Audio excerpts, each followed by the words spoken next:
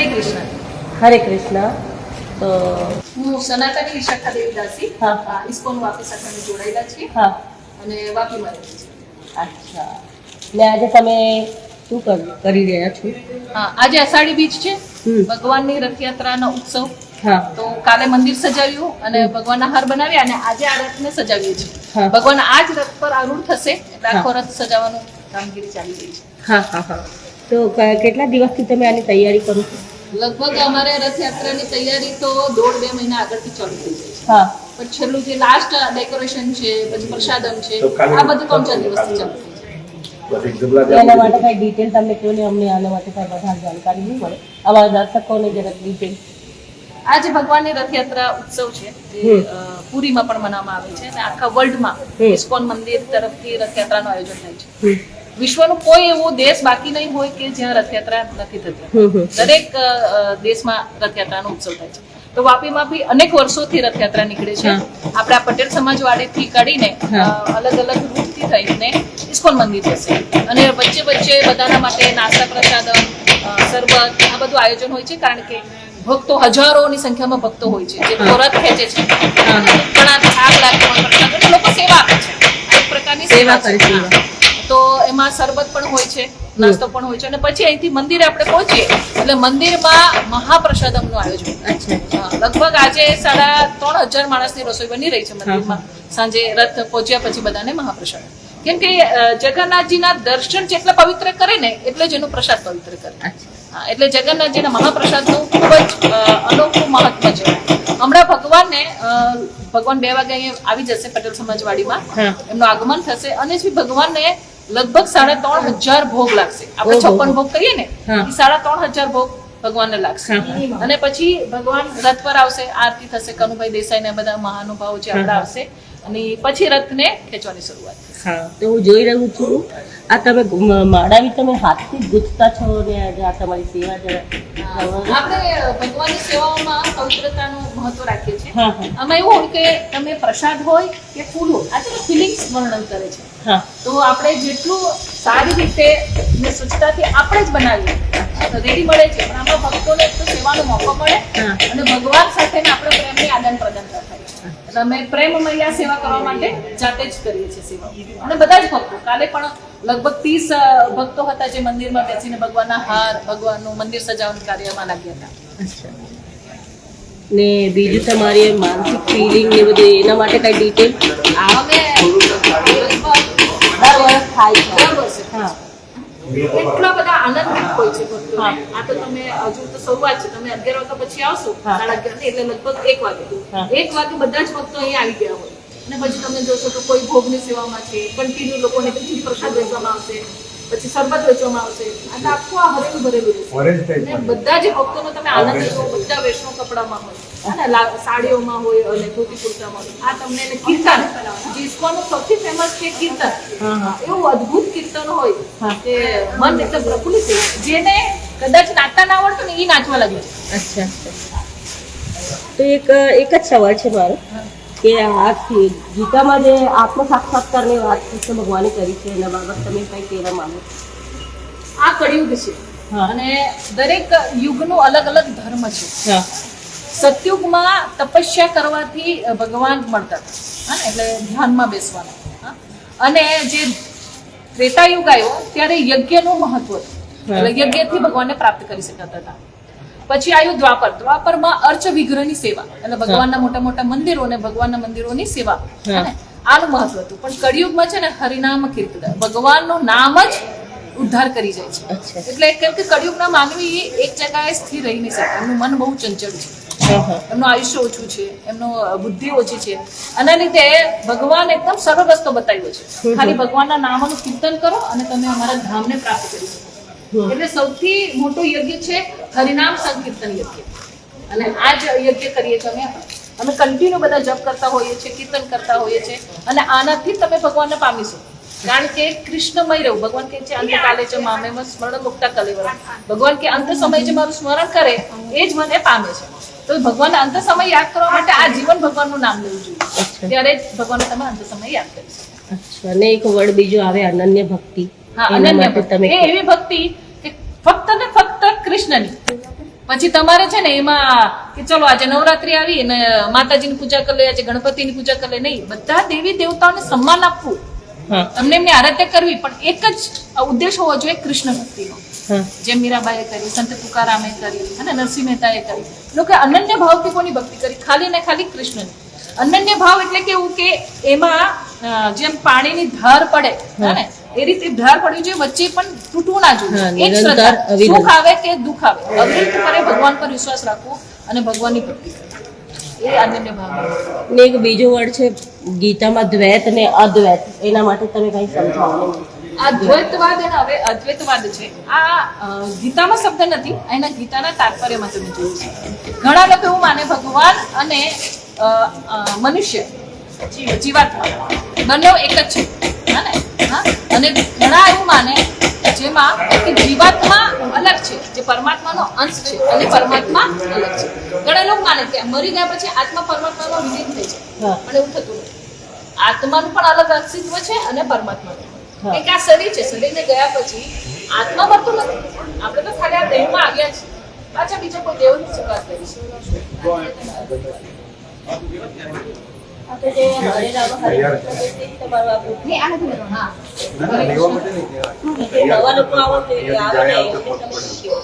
જે નવા લોકો જોડાય છે એમને અમે સૌથી પહેલા બસ એટલું જ કે તમે જે પણ કાર્યમાં લાગ્યા છો એના સાથે સાથે કૃષ્ણમય બનો.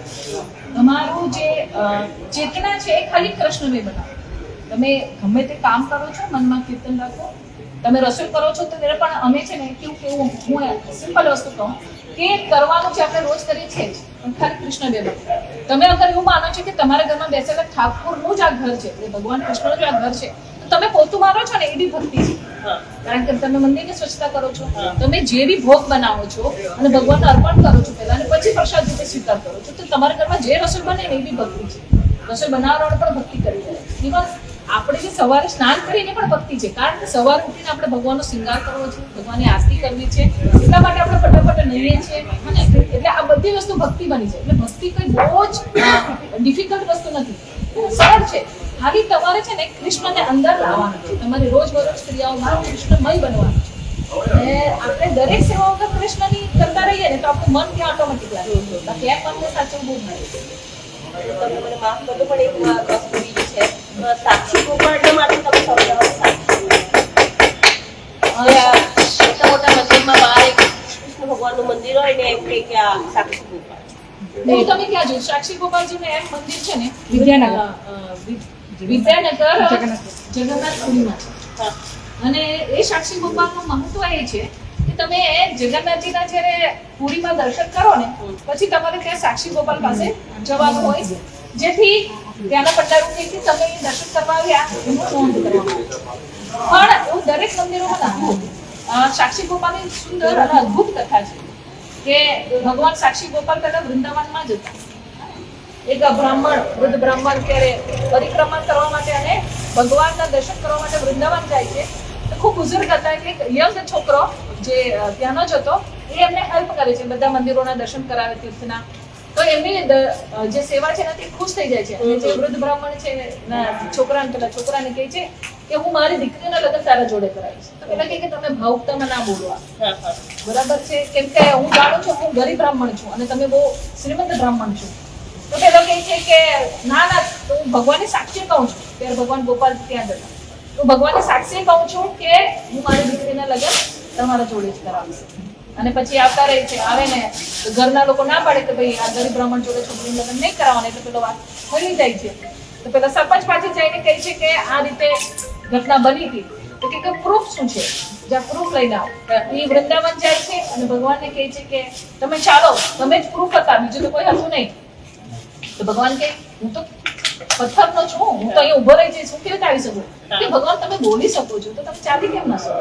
પછી ભગવાન પ્રસન્ન થઈ જાય છે કે સારું, હું તારી પાછળ આવું છું અને મારી પાયલનો અવાજ સાંભળજે, પણ પાછળ વળીને જોશે તો હું ત્યાં જ ઉભો રહીશ.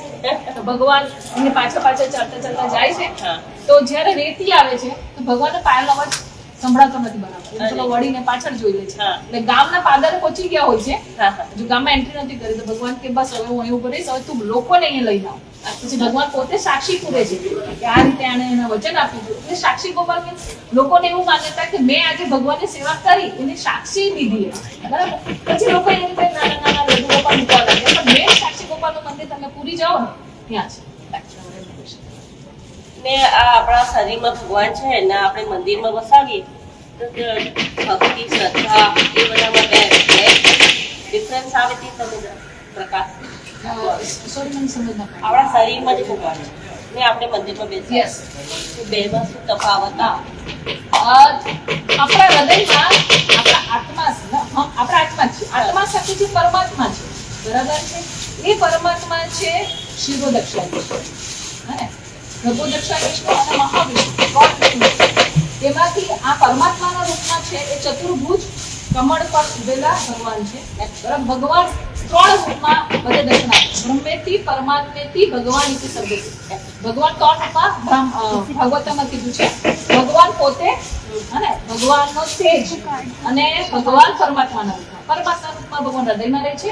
ભગવાન સ્વયં જેનું સ્વરૂપ છે સુંદર, ભગવાન મોહક રૂપ છે. અને ભગવાનનું જે તેજ, ઘણા લોકો ભગવાનના તેજને પૂજતા હોય છે. જે લોકો એવું માનતા હોય છે કે આત્મા પરમાત્મામાં વિલીન થઈ છે.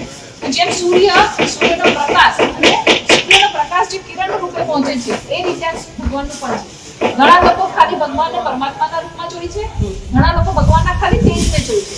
અને તેજ ક્યાંથી નીકળે છે? એ ભગવાન સ્વયં ભગવાન. એને ત્રણ સાચા છે પણ અધૂરું જ્ઞાન છે આગળ.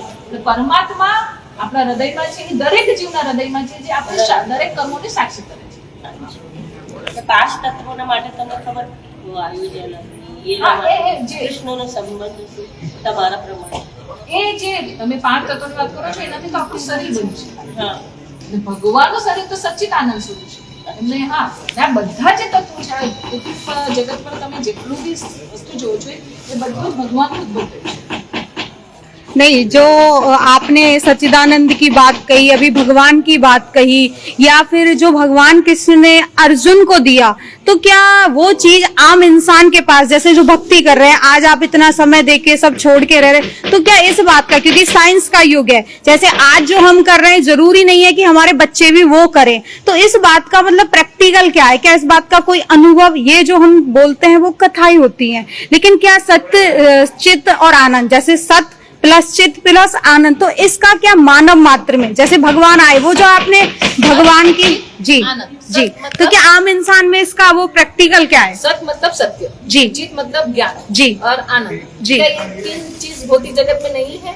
हाँ है, बिल्कुल भौतिक जगत में ही है। ये बताइए, बहुत जिसके पास बहुत सारा पैसा है जी, या फिर बहुत ज्ञानी व्यक्ति है जी, क्या वो सुखी है? वही हम सर्च कर रहे हैं वो सुखी नहीं है। क्यों? क्योंकि हमने जो हमारा मेन सेवा है ना जी, वो छोड़ दिया जी, जीवे रे स्वरूप कोई कृष्ण रे नित्य दास। जी, हम लोग सब है ना भगवान के ही दास है। बिल्कुल हमने भगवान की सेवा में जो आनंद है ना, जी, वो आनंद को खो चुके हैं। खो आप चुके देखिए कि साधु संत कैसे पाए? आप जैसे संतों से मिलके वही जानना चाहते हैं हम। बन रहा है, साइंटिस्ट जी, बन रहे हैं, वो लोग आत्महत्या कर रहे हैं। हाँ वही क्या कारण है उसका? और छोटे छोटे बच्चे भी आत्महत्या कर रहे हैं। बिल्कुल। कैसे?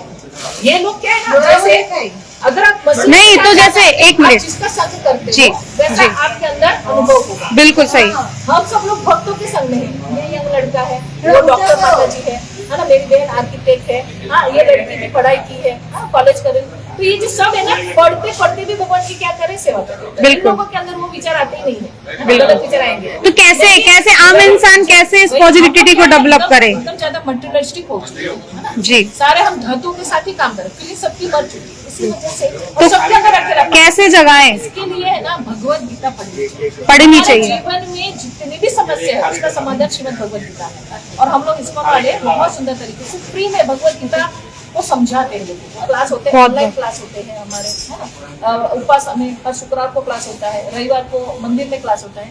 संपर्क में नहीं, जो भगवत गीता पढ़ते हैं वो भी अगर ऐसा कर दे किसी कारण बस, तो क्या कारण है? ऐसा नहीं होगा। नहीं, ऐसा प्रैक्टिकल में तो हुआ है। हम तो 200 देशों में काम कर रहे हैं और लाइव चैनल ये जाता है और हमारे पास ऐसे केस भी आते तो हैं। हो सकता है कि वो लोग भगवत गीता को सिर्फ और सिर्फ ज्ञान से पढ़े, भक्ति से नहीं। भक्ति कैसे जागृत करें भक्ति को? गीता में कहते हैं अर्जुन को कि तुम मेरे प्रिय सखा हो, मेरे प्रिय मित्र हो और मेरे शत्रु नहीं हो, इसीलिए मैं तुम्हें भगवत गीता का ज्ञान दे रहा हूँ। अच्छा, कई लोग इसलिए भी गीता पढ़ते हैं कि गीता में से मैं गलत निकालूं। कई बार लोग एक सेंटेंस को पकड़ के भगवान की भी निंदा करते हैं, भगवान की भी ईर्ष्या करते हैं। तो आप जिस भाव से पढ़ते हो, जैसे अब आज हम लोग जो कर रहे हैं भाव से कर रहे सेवा। नहीं, जैसे कि कल हमने 12 घंटा सेवा की, आज वापस भेज दिया, हमें थकान नहीं लग रही है, बिल्कुल स्ट्रेस नहीं लग रहा।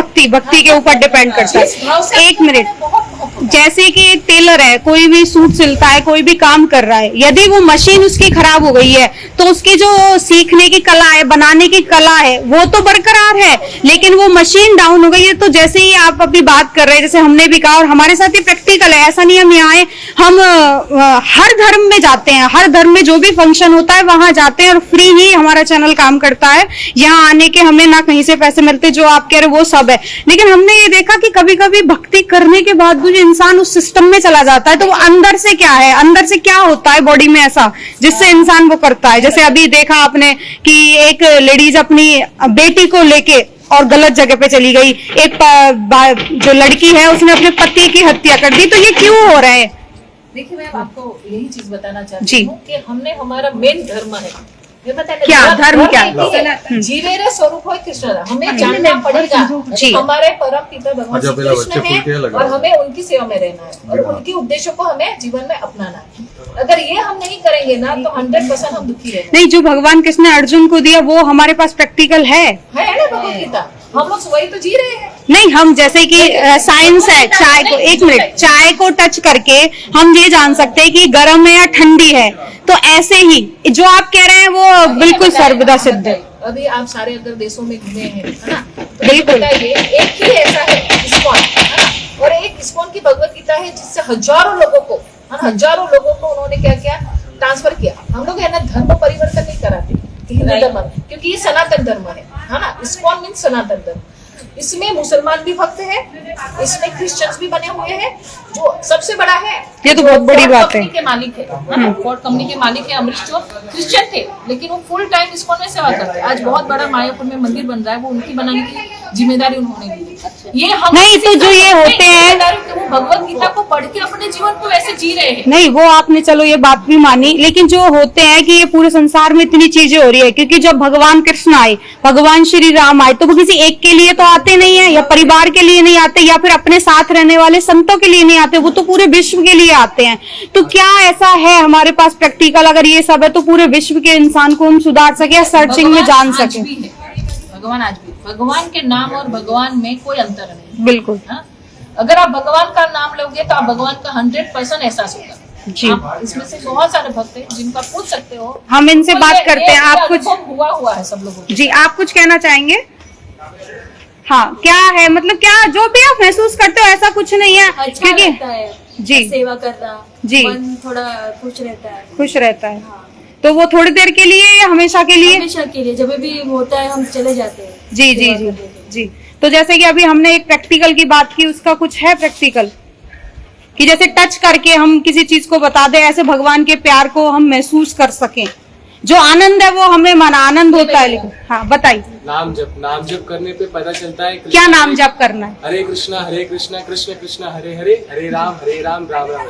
चैतन्य महाप्रभु ने हमें साक्षात नाम दिया। चेतन, एक सेकंड, बहुत अच्छी बात कही है और हमारा टीवी चैनल इस पे बहुत प्रैक्टिकल है। चेतन, व्हाट इज दिस, क्या है ये चेतन? चैतन्य महाप्रभु 500 साल पहले अवतरित हुए थे कलयुग में, राधा के भाव में, राधा रानी जो है उनके भाव में कृष्ण अवतरित हुए थे धरती पर। हमें हरे कृष्ण महामंत्र का वो उन्होंने वो दिया, क्योंकि पहले जो उनको पता है कलयुग में लोग बहुत पापी आएंगे, किसी को धर्म के बारे में कुछ पता होगा नहीं, कोई शुद्धता नहीं है, कोई कुछ नहीं। जी। तो चैतन्य महाप्रभु ने हमें कलयुग में हरे कृष्ण महामंत्र का बोलते ना सहारा दिया, क्योंकि हरे कृष्ण महामंत्र हम बाथरूम में भी लेके बैठ के बोल सकते हैं, क्या पता हम बाथरूम में मर जाए। इसलिए हमें उसका सहारा हर जगह लेना चाहिए। हम चलते चलते रोड पे हम बोल सकते हैं, क्योंकि हरे राम मंत्र है जो एक जगह बैठकर एक समय पे, एक टाइम पे।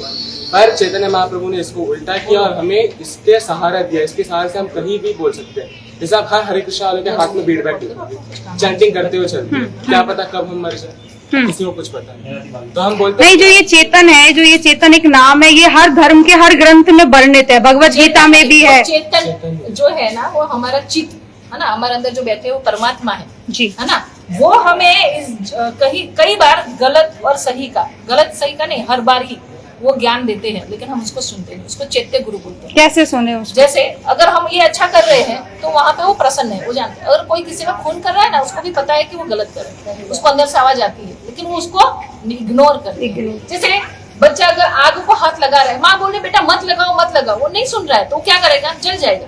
वैसे हम हमारे चैत्य गुरु की बात भी नहीं सुनते हैं ना, तब हम फंसते हैं सारी चीजों में। आप कुछ कहना चाहेंगे? आपने पूछा ना कि वो चाय ऐसे टच करने से मालूम पड़ता है, वैसे हम बता रहे हैं कि जो भगवत गीता जो है वो हर एक के जीवन में आती है, और सबके जीवन में महाभारत होती है। तो भगवान ने जो दिया है उसमें सब रूल आउट उसी में मिल जाएगा। सबके जीवन में सुख दुख आते रहते हैं, तो जो दुख का सबका निकाल भगवत गीता में ही है, लेकिन उनको समझ होनी चाहिए कि जब वो पढ़ेंगे तो उनको समझ आएगी कि हाँ ये मेरे जीवन में ऐसा ही कुछ हुआ है, मेरा जीवन का जो कुछ सॉल्यूशन है वो इसी में है। लेकिन वो समझ में आएगा तो, और वो मैं ऐसा समझती हूँ कि भगवान की इच्छा होगी तभी वो उनके जीवन में भक्ति आएगी। आप बता रहे हो कि पूरी दुनिया को कैसे सुधारेंगे, लेकिन वो अपने जो इंसान है वो अपने खुद कर्म को तो भगवान को भी भोगना पड़ा था। श्री कृष्ण ने भी खुद जब इंसान का रूप सब धारण करके पृथ्वी पे आए थे तो उन्होंने भी अपना कर्म खुद भोगा था। जैसे वो द्वापर युग में आए थे तो उन्होंने पारधी के बाण से उन्होंने अपना नहीं, लेकिन कृष्ण भगवान ने तो अर्जुन से ये भी बात कही है कि तू कुछ नहीं करता। जैसे उनको ये हो रहा था कि मैं अपने ये हैं इनको कैसे मारूं, मेरे गुरु हैं, तो उन्होंने क्या कहा, तू कुछ कर ही नहीं रहा, ये तो मर ही चुके हैं, ये तो वैसे भी मरेंगे। तो फिर इसमें तो कर्म से ऊपर की बात कर दी कि कर्म कुछ करता ही नहीं है इंसान, इसमें तो ये बात हो गई। फिर कर्म को भोगने वाली चीज तो है ही नहीं यहाँ पे। नहीं, वो ये भगवत गीता की बात है, इसलिए हम कर रहे हैं। जो ये बात है ये भगवत गीता की ही बात है ना। बेटा आप सही से इस बारे में जो वो कर्म वो जो सब महाभारत तो भगवान का निर्णय था कि महाभारत युद्ध हो, वो पांडवों का निर्णय नहीं था, वो भगवान ने ही उनको बोला था। भगवान चाहते थे ना, क्योंकि उनसे अन्याय हुआ था, न्याय अन्याय की बात थी। महाभारत का युद्ध जो हुआ था वो न्याय अन्याय के बीच में, और आज भी हो रहा है वो तो संसार में कहीं ना कहीं। वो तो होगा यार, उनके लिए तो भगवान आएंगे ना, वो आते ही है, उनको सॉल्यूशन भगवान लाते ही, वो न्याय दिलाते हैं, लेकिन वो किस रूप में दिलाते हैं, कब दिलाते हैं, वो भगवान जानता है। लेकिन हमको ये भी चीज जाननी बहुत जरूरी है कि हम कुछ भी कर्तव्य करते, कुछ भी कर्म करते यहाँ पे धरती पे, तो मेरे भगवान को अच्छा लगना चाहिए, वो हिसाब के ध्यान में रखते हुए यही कर्म करिए। तो मेरे हिसाब से अगर समझ में आ जाए कि भगवान ही सब कुछ है तो गलत कर्म करने से बच जाएंगे। बाकी पिछले जो कर्म हो वो तो भुगतने ही पड़ेंगे, लेकिन हाँ अगर आपकी भक्ति रखेंगे तो भगवान हमारा जो रास्ता है, हमारा जो तकलीफ है वो इजी कर लेंगे, वो 100% गारंटी है। जी, आज ये आप देख रहे हैं सतयुग टीवी की ओर से कि ये जगन्नाथ जी की यात्रा, रथ यात्रा निकलने वाली है, उसे सजाया जा रहा है बहुत सारे भक्तों के द्वारा। तो हम जानेंगे कि सभी का मोस्टली कहना था, जिनसे भी बात करी, कि भगवत गीता के पढ़ने से हम हर चीज का हल प्राप्त कर सकते हैं। तो हम देखते हैं कि प्रैक्टिकल में ये कितना हो पाता है या ये सिर्फ थियोरेटिकल है। आप सभी को प्रणाम हमारा, हम सतयुग टीवी की ओर से हैं।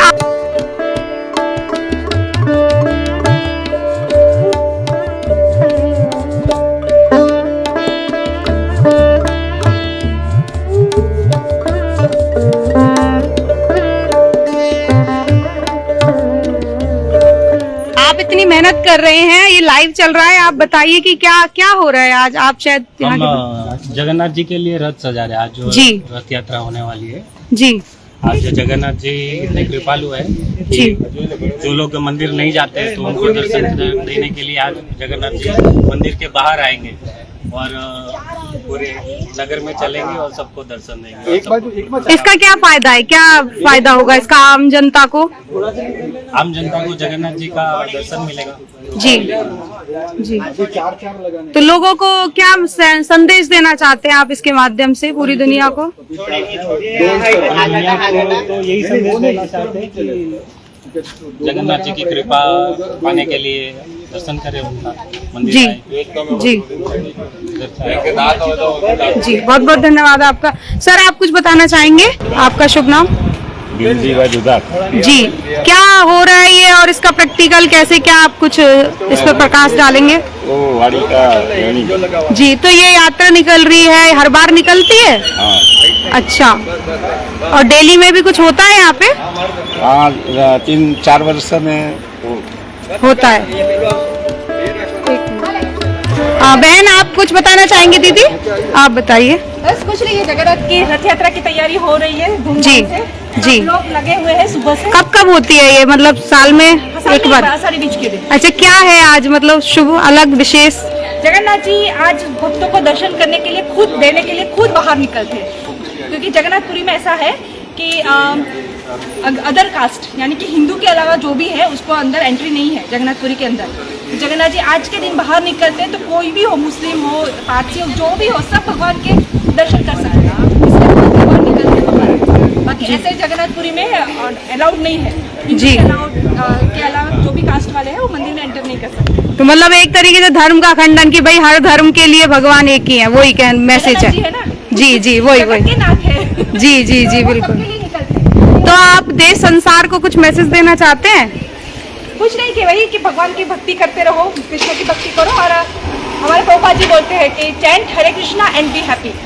जी जी जी, बहुत बहुत धन्यवाद आपका। यहाँ पे बहुत सारे भक्तजन हैं जिनके द्वारा बहुत मेहनत हो रही है, लेकिन आपको हम बता दें कि जो एक प्रैक्टिकल है वो नहीं है और थ्योरेटिकल पे ही सारी चीज़ें हो रही हैं। जैसे कि जो सच में भगवान श्री कृष्ण ने अर्जुन को बताया था आत्म साक्षात्कार, उसका ज्ञान भी नहीं हो पा रहा है। चीज़ें होती हैं, ऐसा नहीं है, लोगों में भक्ति भी है, भाव भी है, लेकिन उसके अनुसार जो प्रैक्टिकल है वो नहीं है। तो सतयुग टीवी की ओर से हम आपको बता दें कि जो ये देश संसार में चीजें हो रही हैं, धर्म के नाम पर चीजें हो रही हैं। जय जगन्नाथ, जय जगन्नाथ, जय जगन्नाथ। आज आप देख रहे हैं बापी में इस्कॉन मंदिर जगन्नाथ जी के लिए जो है वो लाया जा रहा है। तो आप देखेंगे कि यहाँ पे भक्तगण भी जुड़े हुए हैं, तो हम उनसे बात करेंगे कि क्या आज होने वाला है और कैसे किस तरीके से सभी भक्ति में हैं, तो क्या इनका उद्देश्य है और क्या कैसे रहता है, आप देख सकते हैं। सर आप कुछ बताना चाहेंगे? आज ये लाइव टेलीकास्ट हो रहा है, तो क्या होने वाला है और क्या कैसे है रहेगा? प्रभु जी प्रभु जी से बात करिए। जी जी जी, आप भी बताइए अपनी तरफ से कुछ भी। जगन्नाथ प्रभु का यात्रा है जी, और हमारा पपली मंदिर है जी जगन्नाथ जी अभी आरूढ़ हो रहे थे जी और इधर छप्पन भोग का आयोजन है। जी छप्पन भोग करके फिर रथ में आरूढ़ होंगे, जी। यात्रा निकलेगा। जी जी जी, तो संसार को, देश को, आम जनता को इससे क्या फायदा होने वाला है? भगवान जगन्नाथ का तो फायदा ही है, सबको जी। जो पाल रहे हैं वही पाल रहे हैं। जी हाँ, आप कुछ बताना चाहेंगे क्या होने वाला है और क्या हो रहा है और आज क्या है विशेष दिन? ऐसा विशेष दिन आज जगन्नाथ जी की रथ यात्रा है। जी, हमारे मंदिर से जगन्नाथ, बलदेव, सुभद्रा जी आए हुए हैं, अभी यहाँ पे विराजमान होंगे और यहाँ पे विराजमान होने के बाद में यहाँ पे भक्त लोग भोग लेके आएंगे, इसको यहाँ पे रखने वाले हैं जी। और बाद 3-3:30 बजे के बाद हम यहाँ से उनको लेके जाएंगे और रथ पे लेने जावा ना, रथ पर विराजमान। ये प्रथा या ये प्रचलन क्यों, मतलब इसका कोई कारण है विशेष? विशेष कारण तो भगवान के भक्त को जो है ना, जो मंदिर में नहीं आते हैं, जो रास्ते पे है, उनको ये दर्शन देते। अच्छा जी, तो बाहर खुद जाके दर्शन दे रहे हैं भगवान, बाहर खुद आके वो दर्शन दे रहे। जी, ये जी। बलदेव जी ये बलदेव जी। बलदेव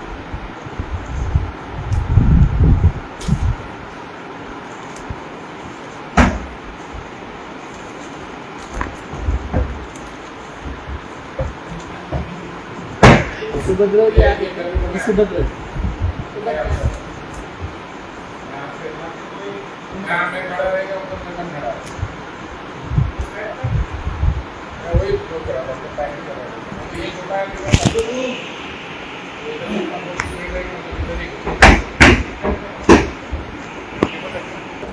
कहना चाहेंगे आप आज के बारे में? कुछ नहीं है, बहुत अच्छा है, जी हमको दर्शन प्राप्त हुआ है, हमारा सौभाग्य है जी। इसके लिए सबको का धन्यवाद। तो इससे हमारे मानव मात्र में कुछ परिवर्तन आ रहा है, क्या हो रहा है?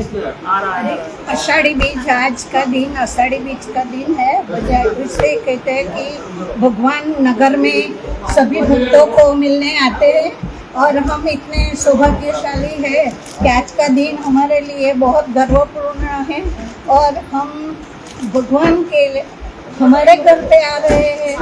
इस उत्सव से हम आज खुशहाल होते हैं और आनंद उत्सव से उत्सव उजवते हैं। તો મોર્નિંગથી તમારે શું પ્રતિક્રિયા હોય ને ક્રિયા હોય પૂજા હોય મોર્નિંગથી તમે શું કરો સ્ટાર્ટ?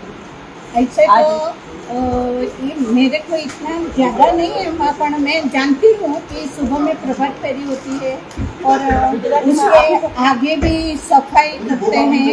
आंगन जहाँ से भगवान जा रहे हैं वहाँ झाड़ू से साफ करते हैं कि भगवान आ रहे हैं।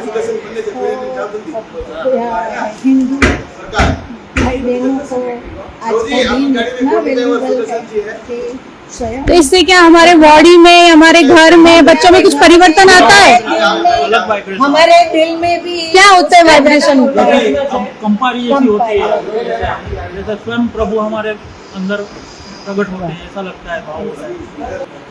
આજનો દિવસ એટલો સૌભાગ્યશાળી દિવસ છે અને દરેક ભક્તજનો માટે ભગવાનની પધરામણી હોने वाली है તો ભગવાનની પધરામણી થવાની છે એ જાણીને અષાઢી બીજના દિવસે ભગવાન સુભદ્રા माँ और बलराम नगर में निकलते हैं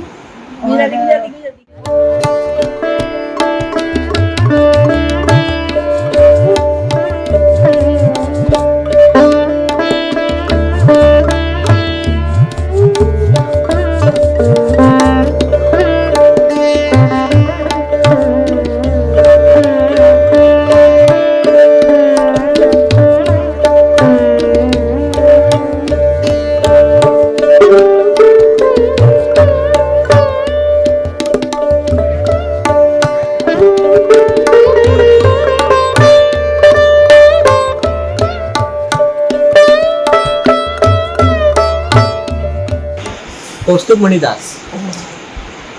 आप बताइए जरा इनके बारे में डिटेल से।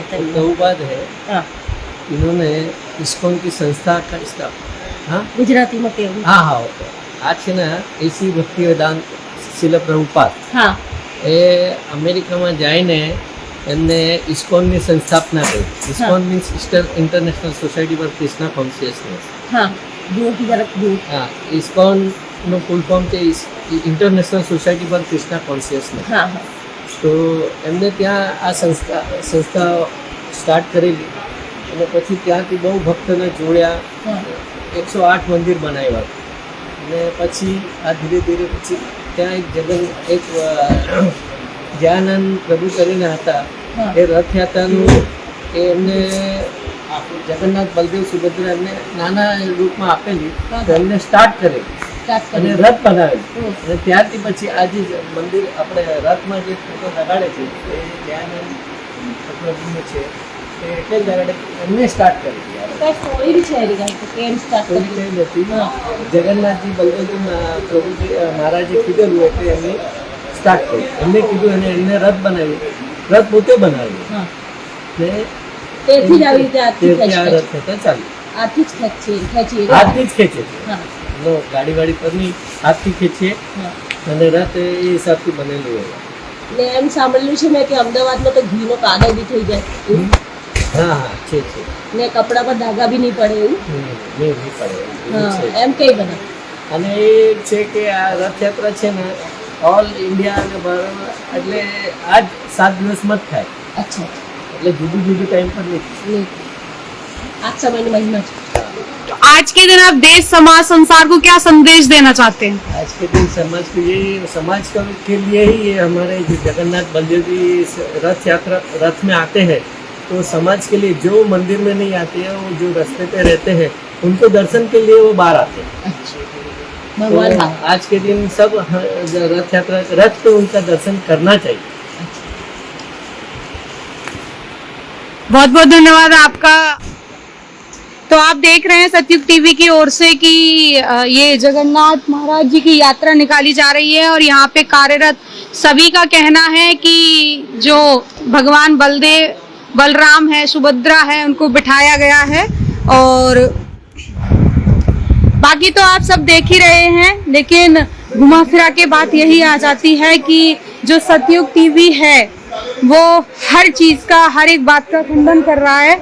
तो आज हम आपको बता दें कि हर चीज का साइंटिफिकल, आध्यात्मिक तरीके से जो कनेक्शन होना चाहिए वो संभव नहीं हो पा रहा है। कुछ चीजें थ्योरी में है, कुछ चीज भौतिकतावाद में भी जा रही है। तो हम देखेंगे यहाँ पे और जुड़ेंगे, जिन्हें कुछ और अनुभव हो या कुछ प्रैक्टिकली कुछ चीज का अनुभव हो वो हमें बताएंगे। मैं हमारे यहाँ पे सोसाइटी में जब लॉकडाउन के बाद भगवान का कीर्तन हुआ था, उस समय से हम लोग जुड़े हुए हैं। जुड़ने के बाद काफ़ी अच्छा अनुभव होता है और ये अनुभव इसलिए होती है कि मुझे लगता है कि हाँ, कि हिंदू होने के नाते हम इससे जुड़े हैं, इसी गर्व होती है। और ऐसा आने के बाद बहुत शांति मिलती है। और हम लोग वहाँ पे जहाँ राधा कृष्ण मंदिर बन रहे हैं वहाँ पे हम लोग जाते भी हैं, हम लोग इससे जुड़े भी हैं। मेरे साथ में मेरी पत्नी है, वो भी आई है। आज जगन्नाथ प्रभु का रथ यात्रा के लिए शामिल होने के लिए आए हैं। इसके लिए प्रभु की कृपा से सब होती है, उन्हीं की इच्छा से हम आए हैं, जो होता है उन्हीं। जय जगन्नाथ। आप बच्चे हैं तो आप क्या कहना चाहेंगे इस बारे में कि क्या मतलब आपकी जो युवा जनरेशन है वो तो आध्यात्मिक को उतना झुकाव नहीं रखती है, तो आपको क्या लगता है? मैं अगली बार जब रथ यात्रा में आया था तब मुझे बहुत आनंद अनुभव था, तब मैं इस बार भी आया हूँ। मुझे बहुत पसंद है, मुझे जगन्नाथ भगवान बनाने भी आते हैं, तो मैंने उनको घर पे रखे हैं। खुद बनाना। और मुझे एक श्लोक भी आता है, बोलिए। कृष्णाय वासुदेवाय हरये परमात्मने प्रणत क्लेश नाशाय गोविंदाय नमो नमः। इसका अर्थ? सर्वधर्म परित्यज्य मामेक शरणं व्रज अहं त्वा सर्व पापेभ्यो मोक्षयामि मा शुचः। बहुत सुंदर। आप कुछ कहना चाहेंगे बेटा? हमें भी बहुत अनुभव है, हमें श्रद्धा है, इसलिए हम लोग ये रथ यात्रा देखने आए हैं। और रथ यात्रा मतलब भगवान का यात्रा निकलती है पूरे नगर में। तो इससे क्या इंटरनली कोई चेंजेस आता है? अगर हम श्रद्धा रखें तो हम लोग बिलीव करें तो हम लोग पूरा इंटरनेट चेंज हो जाएगा। तो आपकी जो युवा जनरेशन है उसको क्या मैसेज देना चाहेंगे इस माध्यम से? हमें श्रद्धा भी रखनी चाहिए, श्रद्धा से ही होगा सब कुछ, और तो कुछ नहीं होगा। तो क्या भगवान का स्थान हमारे अंदर भी होता है? होता है, और अगर हम जो भी मानेगा सबके अंदर भगवान होते ही, भले माने या बहुत बहुत धन्यवाद। आप सभी से विनती है कि सतयुग टीवी भी देखें, जो लाइव हर धर्म को लेकर एक साथ चल रहे हैं और हर जो फंक्शन बड़े होते हैं उन पे होता है। तो आप क्या कहना चाहेंगे आज के बारे में? गए साल रथ यात्रा के दिन हम भोग नहीं लगाया था, अफसोस हो गया, तो इस बार जल्दी जल्दी आ गए, पहले आ गए और भगवान को भोग करा। મારું નામ છે પારુલ મનીષ પટેલ અને મને બી બહુ શ્રદ્ધા છે જગન્નાથ ભગવાન પર, અને આ વખતે અમને પૂરી શ્રદ્ધા મનથી થયું કે ધરાઈએ, તો અમે બી રસ, પૂરી, ભજીયા, શાક બધું બનાવીને લાયા છે. મારું નામ નિર્મળાબેન કાંતિલાલ છે, હું આરઆર વનમાં રહું છું. અમારું ગામ સલવાવ છે. આ વિજય પ્રભુજી મારા રિયર છે. અને આ ભગવાન અમને બહુ તમે આ દિવસની ઉજવણી કેવી રીતે કરો છો? ઉજવણી આ તમે રથયાત્રામાં જોડાવ છો? બધાને અધિકાર છે રથ ખેંચવાનો? બધાને? હા, બધા કરી શકે છે, લેડીઝ બી કરી શકે છે. અને અમે રોજે આની હરે રામ હરે કૃષ્ણની રોજે બે બે માળા કરીએ છીએ. आप देख रहे हैं कि यहाँ पे प्रसादी भोग जैसा भी कुछ लगा है। किस तरह से रहेगा भैया, इसका देना क्या रहेगा? यहाँ पे 56 भोग है और भगवान को 56 भोग चल रहा है। तो यहाँ पे आज 3000 भोग चल रहा है। भगवान को 56 भोग इसलिए चलता है क्योंकि भगवान ने जब गोवर्धन पर्वत उठाया था 7 दिन के लिए, तो 7 दिन तक उन्होंने कुछ खाया पिया नहीं था। और यूजुअली भगवान हर दिन 8 टाइम खाते हैं, तो 7 दिन के बाद यशोदा माता ने उनके लिए 56 भोग बनाए थे। तो उड़ीसा के लोगों में जो भक्ति है उनके अंदर भाव आया है कि हम भगवान, अगर भगवान हमारे लिए 7 दिन तक बिना खाए पिए गोवर्धन पर्वत उठा सकते हैं, तो हम भगवान को रोज़ 56 भोग चढ़ाएंगे। तो इसलिए हम लोग भगवान को 56 भोग और उससे भी ज़्यादा 3000 भोग चढ़ रहे हैं आज तो चढ़ेगा, और उसके बाद प्रसाद सबको मिलेगा। क्या कहना चाहेंगे आम पब्लिक को, क्या मैसेज देना चाहेंगे आप? आम पब्लिक को तो यही मैसेज देना चाहूँगे कि दूसरों को खुश करने से अच्छा भगवान जी को प्रसन्न करिए। उसकी वजह से आध्यात्मिक जीवन में हमारी उन्नति होगी और इसकी वजह से हमें भगवान का प्रेम प्राप्त होगा। बहुत बहुत धन्यवाद।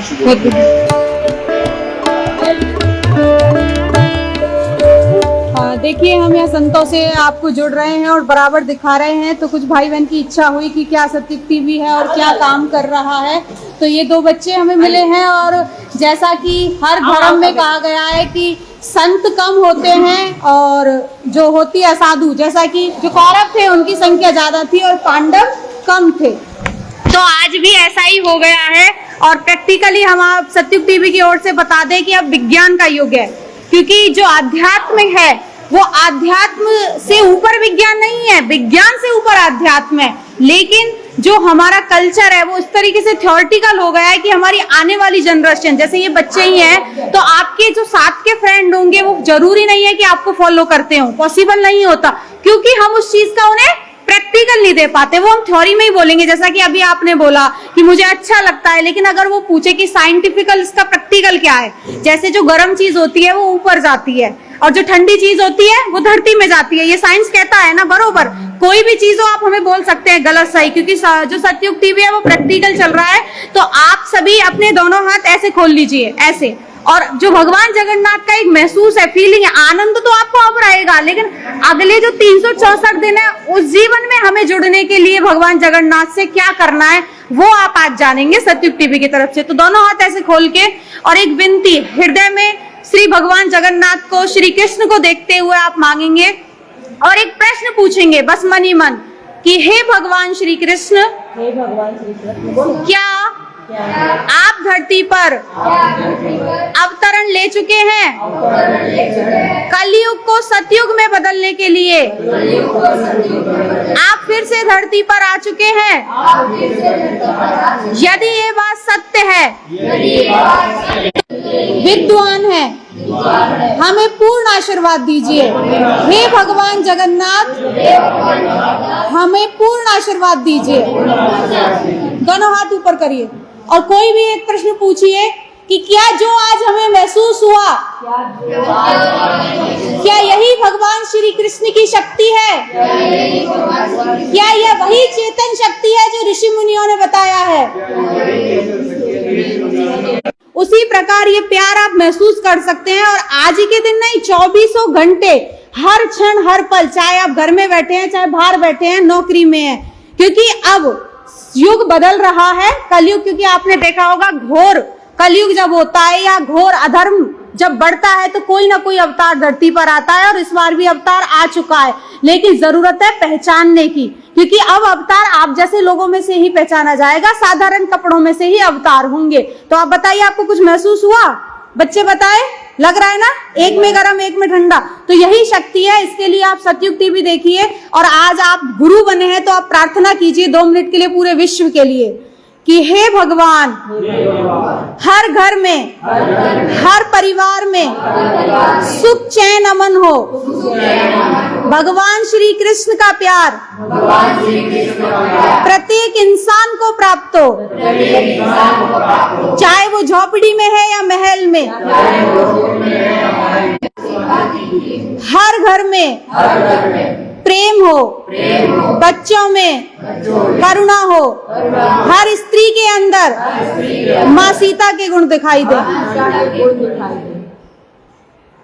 आप सभी का कोटि कोटि धन्यवाद जो आपने इतना टाइम दिया। इस चीज को आप कंटिन्यू रख सकते हैं। और सबसे बड़ी चीज मैं बता दूं, आजकल पानी भी पैसे का मिल रहा है, लेकिन सतयुग टीवी फ्री काम कर रहा है। हम यहाँ आए हैं, हम फ्री आए हैं, और मैं कह रही हूँ कि लाखों लोगों में से शायद आप सबके लिए ही हम यहाँ आए हैं। जैसा कि स्टार्टिंग में हमने बताया कि पांडव 5 थे, कौरव 100 थे, लेकिन भगवान कृष्ण पांडव के तरफ थे। तो उसी प्रकार इस चीज को देखिए और संसार डूबने जा रहा है और आप सब बचा सकते हैं, क्योंकि अब आम इंसान ही गुरु होगा। क्योंकि आप देख रहे हैं गुरु घंटालों का भी हाल और हर छड़ती, क्योंकि जैसा कि मैंने बताया कि जो साइंस है वो मांगता है जो आकाश की तरफ जाता है गर्म जो होता है, तो आप विनती करेंगे क्योंकि हर इंसान के अंदर में साइंटिफिकल, आपके स्कूल में भी हम प्रोग्राम के लिए आ सकते हैं। कौन सा स्कूल है आपका?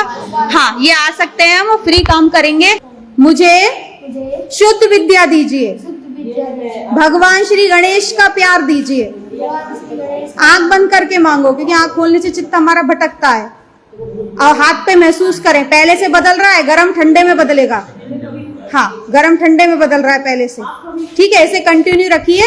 और सतयुग टीवी SATYUG कंटिन्यू 24 घंटे चलता है, और कोई भी बात हो लाइव में भी आप प्रश्न पूछ सकते हैं। बहुत बहुत धन्यवाद। आपको बीमारी को सवाल पैरों में, हाँ, जिसको भी कोई बीमारी है, परेशानी है, वो पानी की एक क्रिया कर सकते हैं। रात को सोने से पहले एक बाल्टी में पानी लें कि जो टखना भीग जाए, और उसमें थोड़ा सा नमक डाल लें, और रात को सोने से पहले कुर्सी पे बैठ जाएं, बेड पे बैठ जाएं, और उसमें दोनों पैर रख लें और विनती करें कि हे परमात्मा, हे भगवान श्री कृष्ण, मेरे शरीर की सारी परेशानी को इस जल में निकाल दीजिए।